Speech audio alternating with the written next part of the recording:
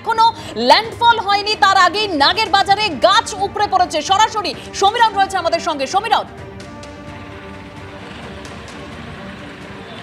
বিকেল ৫টা নাগাদ যশোর রোডে এয়ারপোর্ট থেকে নাগেরবাজারগামী যে রাস্তা, সেই যশোর রোডের রাস্তার পাশে একটি বাদাম গাছের একটা অংশ ভেঙে পড়ে। ক্যামেরাম্যান স্বপন মজুমদারকে ছবি দেখাতে বলবো। এবং প্রায় ১ ঘন্টা যশোর রোডের এই অংশটি যান চলাচল বন্ধ ছিল। কিছুক্ষণ আগে যান চলাচল শুরু হয়েছে। গাছটি ঠিক যেভাবে গাছটি ভেঙে পড়ে, তার ফলে বিদ্যুতের তার জড়িয়ে পড়ে এবং একটা অংশের বিদ্যুৎ সংযোগ বিচ্ছিন্ন করে দেওয়া হয়েছে। বিদ্যুৎ দপ্তরের কর্মীরা এসছে, নাগেরবাজার ট্রাফিক গার্ডের কর্মীরা রয়েছেন এবং পুলিশ আধিকারিকরা রয়েছে এবং তারা এই মুহূর্তে পরিস্থিতি সামাল দেওয়ার চেষ্টা করছেন। কিভাবে গাছটি পড়লো এবং আপনারা কি করছেন, আপনারা কিভাবে গাছটি পড়লো, কিভাবে সামাল দিচ্ছেন? গাছটি ঝড়ে হাওয়াতে পড়েছে, ঝড়ে। তারপরে আমরা অত্যাবশ্য পৌরসভা, মিউনিসিপ্যালিটি, ট্রাফিক আমরা সবাই মিলে তাড়াতাড়ি করে রিমুভ করেছি। এখন রাস্তা নর্মাল হয়ে গেছে, কোনো অসুবিধা। ইলেকট্রিকের ওনারা সিএসসিও তুরন্ত ওরা এসছে, খবর দেওয়ার সাথে সাথে ওনারা চলে এসেছেন, লাইট অফ করেছেন। ওরা সবাই আমরা কোঅপারেট করে রাস্তাকে আমরা রিমুভ করে দিয়েছি, কোনো অসুবিধা নেই।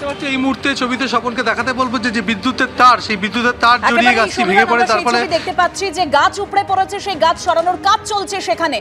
অন্যদিকে ঝড়খালির যা পরিস্থিতি, ব্যাপক ঝড় বৃষ্টি, সেখানে আমার অপর সহকর্মী পাপিয়া দেখাবে সেই ছবি। পাপিয়া, একদমই ঝড়খালির ছবি বেশ অনেকক্ষণ আগে থেকেই এইরকম একেবারে রেমালের যে চোখ রাঙানির কথা আমরা বারবার বলছিলাম, তার দাপট যথারীতি পড়তে শুরু করে দিয়েছে ঝড়খালিতে। বিদ্যাধরী নদী কতটা ফুঁসছে আর কি অবস্থা এই মুহূর্তে, উজ্জ্বল দেখাও। দেখো, সেটা হচ্ছে এই মুহূর্তে কিন্তু আমরা যেখানে দাঁড়িয়ে রয়েছি বিদ্যাধরী নদীর সামনে, এবং বুঝতে পারছো যে কার্যত এখানে কিন্তু এখনো ঝড় আসেনি, কিন্তু তার যে আগাম আভাস, সেই ভয়ঙ্কর ছবি, এই ছবি আমরা তুলে ধরছি। তুমি দেখো উত্তাল নদী, এবং এই চেহারা দেখে বুঝতে পারছো যে ঝড়ের দাপটে কার্যত এই বিদ্যাধরী নদীর যে দুটো পাড়, সেই দুটো পাড় কিন্তু একেবারে ঝড়ের তাণ্ডব শুরু হয়ে গেছে। এখনো পর্যন্ত ঝড় আসতে বেশ কয়েক ঘন্টা বাকি, কিন্তু তারই মধ্যে বিদ্যাধরী নদীর দুটো পাড় এবং জলের উচ্ছ্বাস ক্রমশ কিন্তু বাড়ছে, এবং এখান থেকে কার্যত এক পাও এগোনো উপায় নেই। এখান থেকে এগোনো কোনোভাবেই এই ঝড়ের যে দাপট, সেই দাপটের কাছে কিন্তু পৌঁছানো যাচ্ছে না। রীতিমতন অত্যন্ত ভয়াবহ অবস্থা।